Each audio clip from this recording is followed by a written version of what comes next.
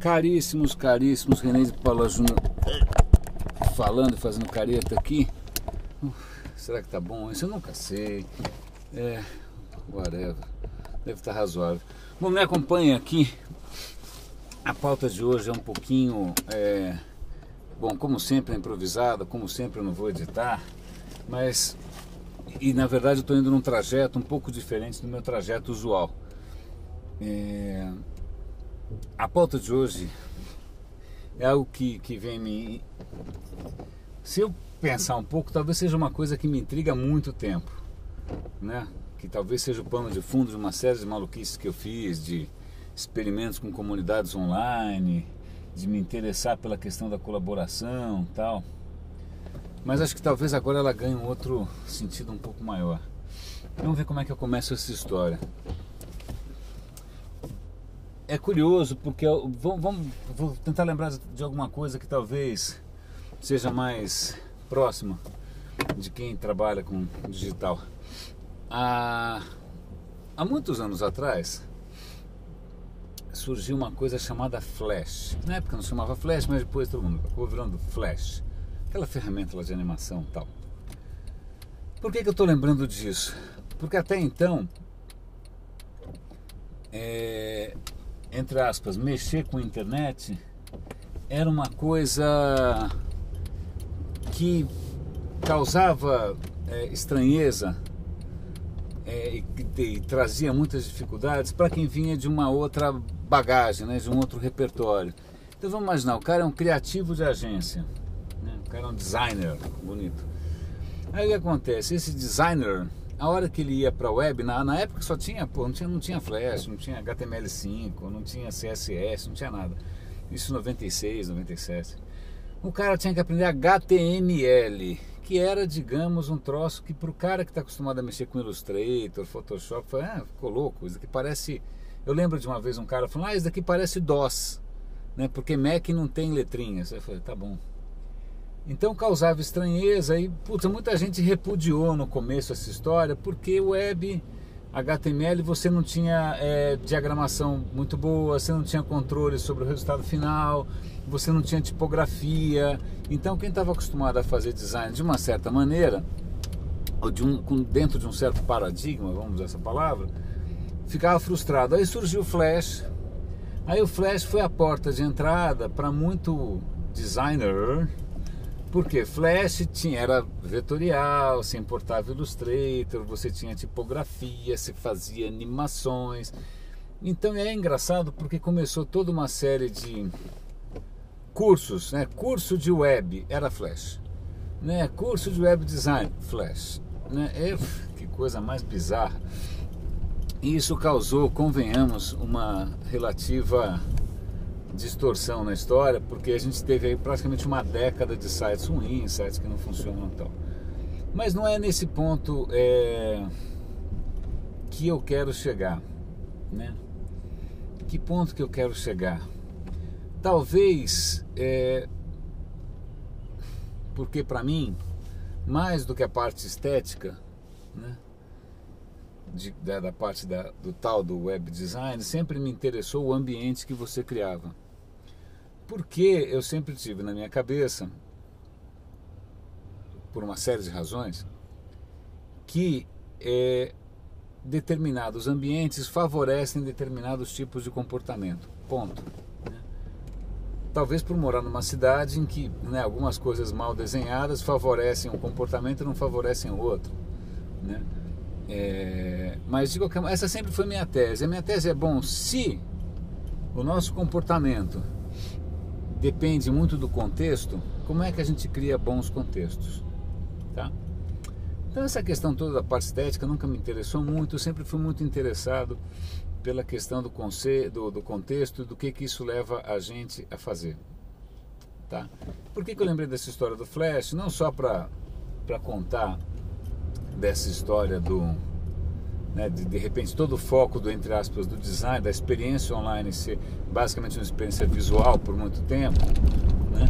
Mas porque isso criou uma geração que aprendia primeiro a ferramenta, o que o cara já sentava direto, que você falava, o cara já pulava no no Photoshop, já pulava no Illustrator e começava a fazer as coisas, né? Então eu tenho dois caminhos aqui. Primeiro, essa questão do contexto, vamos manter isso na cabeça. Segundo, a questão da ferramenta. Tá? Hoje eu tenho notado que tem muita gente querendo, sei lá, melhorar o mundo, né? Isso vai desde a Singularity University até uma pancada de outras coisas. Vamos melhorar o mundo e tal. E aí quando você fala em melhorar o mundo, a primeira coisa que o cara faz é começar a desenhar uma solução online, né? Porque é a ferramenta que ele está acostumado, é a ferramenta que ele sabe mexer, né? É o Photoshop que ele está acostumado a mexer. Ele pula direto, vai pensar numa solução digital, tecnológica, etc, etc, etc. Tá? O cara vai criar uma plataforma para educação. Legal. Mas eu cada vez mais acredito que o que talvez mude o mundo, e aí isso fica de desafio para mim, isso é um desafio contínuo, todo santo dia eu fico pensando nessa história, não é montar uma plataforma, uma tecnologia, um gadget, um device, não. Na verdade, isso até tem a ver com uma disciplina recente, mas para mim a questão é regras de jogo, tá? Então vamos fazer aqui uma digressão rápida. Eu acho que, por exemplo, se eu passar esse bando de motoqueiro, a gente fala de gamification. Eu acho que na Campus Party eu estava num painel sobre gamification, como se gamification fosse por si só a solução para todos os problemas. Assistindo uma palestra extremamente interessante no RSA, o cara coloca que talvez a origem de toda essa crise financeira que a gente vive seja justamente a gamification de Wall Street do sistema financeiro. O que eu quero dizer com isso? Todo o sistema de bônus e prêmios, etc e tal, que não deixa de ser uma gamification, certo? As regras do jogo levam o cara... era uma palestra do Dan Ariely sobre desonestidade. Posso até passar o link depois, tá bom?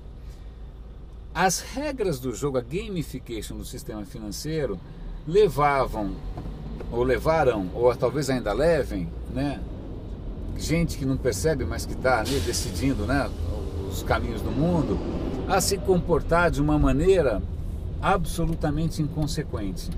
Porque o cara está de olho no bônus, o cara está de olho nisso, o cara vai maquiar os números, aquela zona toda, né? Então, para quem acha que gamification por si só é legal, lembre-se que existem gamifications, né, que podem ser simplesmente o começo do fim, né? A casa cai com essa gamification mal desenhada. Então tá, vamos manter essa história da regra do jogo, da gamification, vamos manter a história do contexto e vamos manter a história de pensar primeiro na ferramenta e não num contexto maior, tá? Ok. Há muito tempo atrás, eu me lembro que comecei a me interessar por, sei lá, outros caminhos de pensamento, de filosofia e tal, e comecei a descobrir, década de 80 isso, Foucault, Deleuze, esses caras tal, né? E tem um livro do Foucault extremamente interessante, que chama Microfísicas do Poder. Ok, o título é meio pedante, né? Faz parte. Mas o que ele diz é o seguinte, o que ele acusa é que naquele tempo você estava acostumado a pensar em grandes estruturas, né? O governo, o Estado, a não sei quem, né? A gente sempre botando a culpa em alguma coisa gigantesca, maior do que a gente, impessoal, tal. E ele falava o seguinte, olha, na verdade, algumas regras de jogo, vamos chamar dessa maneira, elas só persistem porque cada um de nós obedece e propaga, cada um de nós acata e reforça, né? Então, cada um de nós, na verdade, essa máquina é feita de milhões de pessoazinhas, cada uma delas tem essas regrinhas muito bem dentro da cabeça, passam adiante, ensinam para os filhos, praticam no dia a dia e tal. Então a questão, isso me chamou a atenção para a seguinte questão, não é, vamos revolucionar o Estado, o governo. Cara, na verdade, eu nasci num contexto de ditadura militar, já vi governo militar, governo civil, PT, PSDB, já vi o diabo a quatro. Mas dá para perceber que algumas coisas são absolutamente resistentes e persistentes e insistentes, independente da mudança de estrutura macro, que são justamente essas coisinhas que dependem de cada um de nós, dos nossos hábitos, dos nossos valores, de como a gente joga o jogo, né? De como a gente joga o jogo. Por que eu estou contando essa história? Porque desde que de uma maneira mais formal, lá na Singularity Universe, né, que a gente foi desafiado a pensar em como impactar a vida de 1 gazillion people, né? Só que é lógico, os caras pensam sempre em tecnologia, né? Pensam sempre em tecnologia. Eu fiquei matutando comigo mesmo se a solução para essas coisas não seria aquela coisa pink e o cérebro, né? Vamos dominar o mundo, vamos criar uma plataforma, vamos, né? E se a solução fosse criar alguma regra de jogo, ou criar algum outro mecanismo local, né? Que tenha a ver com a maneira como você vive o seu dia a dia, como você se relaciona com o seu círculo, né? E isso, de dentro para fora, transformasse a realidade, tá? Então, isso está na minha cabeça faz algum tempo. E, para minha alegria, recentemente eu estava vendo uma história sobre eu acho que é onde é que é isso? É na Bolívia? Acho que é. Talvez tenha sido o prefeito de La Paz. Eu sei lá, não lembro muito bem. Acho que ou é Colômbia, eu confundo um pouco. Geografia, para mim, é meio complexa. Era um prefeito aqui latino-americano que, para mudar o comportamento dos cidadãos, ao invés de, sei lá, criar leis e multas e sei lá que diabo a quatro, ele começou a fazer coisas muito simples. Por exemplo, ele queria incentivar que as pessoas atravessassem na faixa de pedestres, né? Ao invés de botar um esquadrão de gente com soluções tecnológicas, o cara com PDA, com tablet, você ser obrigado a andar com uma placa nas costas, sei lá, o que ele fez foi o seguinte: nas principais vias, né, tipo a Avenida Paulista do cara lá, ele colocou mímicos, que quando o mímico percebia que alguém estava atravessando do jeito errado, o cara ia lá e imitava, e aí todo mundo dava risada, né? Aí ele fez isso de várias maneiras. Ele fez maneiras de você, quando via um motorista fazer alguma besteira, você levantava uma plaquinha com o dedão para cima e o dedão para baixo. O que acontece? Ao invés de apelar para toda uma superestrutura tal, ele mudou um pouco a regra do jogo. Ele tornou aquele comportamento ridículo, né? Ridículo, porque muitas vezes para o cara é muito pior se sentir ridículo do que ir preso, né? Ou pagar uma multa, ou achar que... Porque o resto ele sempre racionaliza, né? Aliás, isso é uma coisa curiosíssima para quem acha que educação por si só é a solução de tudo. Muitas vezes gente muito educada vai usar o seu cérebro privilegiado, a sua educação privilegiada, para inventar razões para fazer atrocidades, né? Para justificar o seu comportamento, né? O cara vai dar uma desculpa super elaborada, vai fazer uma piada legal e tal. Mas na hora que você muda a regra do jogo, tá? A coisa para, né? A coisa para de andar. Eu lembro que algum tempo atrás me contaram a seguinte história. Tinha um restaurante aqui, perto da Rua Mauri, que o dono era um italiano. E o italiano, você sentava lá, o restaurante era dele, ele era realmente dono da história, ele que mandava naquele negócio. Então o cardápio ele que decidia. Aí um dia, acho que vivia lotado, porque a comida era boa. Aí um dia que chegou o Nizam Guanais, essa é a lenda, e o Nizam falou: olha, eu quero sentar. Não, o senhor vai ter que esperar. Não, mas eu sou o Nizam Guanais. Eu sei que o cara praticamente expulsou o Nizam de lá. Falou: meu, o que você está pensando? Aqui a sua regra não funciona, né? Ou seja, esse cara podia muito bem ter abaixado a cabeça, como muita gente faz, para celebridades, para milionários, para, sei lá, inventa alguma outra categoria, hein? Mas o cara simplesmente disse não. E pronto, não teve o que fazer. Todo o dinheiro do mundo, toda a fama do mundo, Leões em Cannes, Diabo a 4, o cara andou para essa história e falou não. E aí numa outra palestra que eu estava vendo sobre essa história de incentivar comportamento, o cara falava, bom, e se a gente parasse de pagar pau? Tipo, você não recebe mais em casa aquele cara que tem uma riqueza duvidosa. Você não deixa sua filha namorar com um cara que é filho de um milionário sonegador, né? Ou então, tipo, você não senta mais do lado desse cara. Esse cara não senta mais na sua mesa. E se a gente começasse a fazer algum tipo de exclusão social de alguns comportamentos, isso talvez mudasse mais o mundo do que uma plataforma digital tecnológica e tal. Outras coisas que de repente podem, sei lá, causar imensas transformações, né?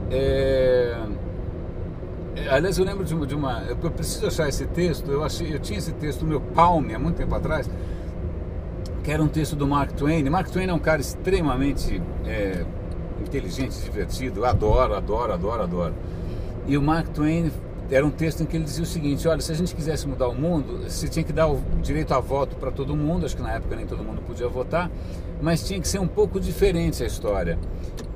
Todo mundo tinha direito a um voto, mas os caras que são bons cidadãos, eles passam a ter direito a cada vez mais votos, né? Então, ele só não conta como é que você ia mensurar isso, né? Mas até que a pegada é divertida, porque ele fala o seguinte: ó, o sinal de status passa a ser quantos votos você pode dar, né? Isso significa que você é um bom cidadão, que você é um cara admirado, tal. Então esses caras que a sociedade admira passam a ter mais direito de voto, direito de mais votos do que os caras, do que qualquer cidadão. O que ele estava tentando fazer ali era criar algum tipo de meritocracia, né, baseado no comportamento correto. Claro, isso tinha inúmeras... vamos ver onde é que eu enfio esse carro agora. O Vale, eu preciso ir num evento no Cinemark agora, um evento no Odebrecht. Onde é que é? Tá bom, obrigado, querido. Bom, obrigado pela paciência. Mas o que ele estava comentando ali, assim, como é que seria o mundo se de repente a gente conseguisse criar mecanismos em que você dá o melhor reconhecimento social ao bom comportamento e poda um pouco o poder da grana ou da fama. Uma outra coisa curiosa, eu estava ouvindo outro dia uma história extremamente interessante sobre um departamento da prefeitura em que por algum tempo os caras falaram: olha, é o seguinte, você quer trabalhar nessa área, você tem que ter um diploma dessa área, você tem que ser um técnico, você tem que saber do que você está falando, né? E aí, maravilha, então ótimo, porque as decisões deixaram de ser manipulação política, passaram a ser decisões pelo menos com algum respaldo técnico. É lógico que mudou a administração, veio outro partido e botou tudo isso absolutamente a perder, e aí de novo isso ficou um saco de gatos. Agora eu só preciso descobrir, falando de saco de gatos, aonde que eu enfio esse carro aqui. Bom, mas isso são outros 500. Vou aproveitar que eu parei. Tudo isso, meus caros, para dizer o seguinte: talvez a gente esteja, na hora que a gente fica focando na ferramenta, focando na tecnologia, focando na modernidade, na inovação, a gente esteja deixando de lado aquilo que realmente conta, né? Aquilo que realmente muda o comportamento dos seres humanos, das pessoas, né? E aí não vai mudar nada, vai ser que nem os sites em flash, né?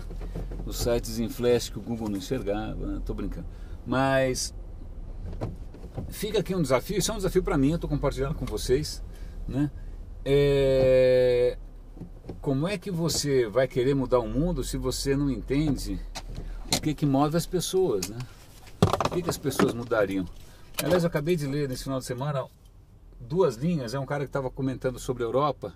Ele fala o seguinte: dificilmente as pessoas se unem pelo bem comum, elas normalmente se unem contra o mal comum. Não é a coisa mais otimista do mundo, mas dá o que pensar sobre o que move as pessoas, quando elas se unem, quando elas não se unem. Esse tipo de questionamento tem me fascinado. Fica esse desafio, espero que você consiga pensar ou fazer iniciativas que de dentro para fora contagiem, contaminem e mudem o mundo por contágio. Eu estou tentando fazer a minha parte, meio patético, mas tudo bem.